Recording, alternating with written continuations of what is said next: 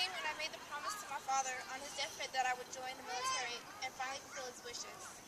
5 years later, I was on a plane flying from Sacramento, California to Fort Jackson, South Carolina. That is when the life of Victoria Ruiz finally began. Since my swearing in, I've had the opportunity to see parts of the world most people wouldn't think to visit. I've also had the privilege of creating a family, which has been one of my greatest achievements. My family has become my inspiration to make something of myself, which is why I'm here today in class with you guys. My goal to be able to work with disabled veterans as a nurse may seem far away right now, but with every class taken here, I get one step closer to that goal.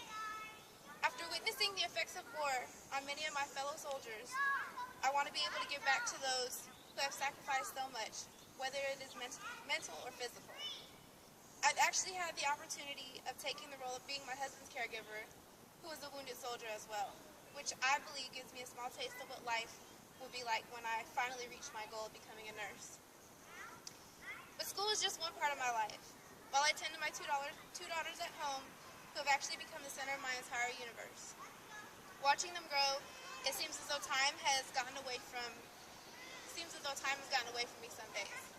My husband and I try to capture those moments that fly by us by spending as much time as possible, whether it be just sitting at home, playing music and watching them dance freely, or taking them to the park and cringing at every bump, fall, or thought that they may get dirty. It's fascinating to watch our children so innocent and so full of life. Many times I find myself taking notes from those two little girls who are so mesmerized by the smallest details of this world. With the distractions of everyday life, I forget that there's so much more to life than just paying bills, running errands, and going to work.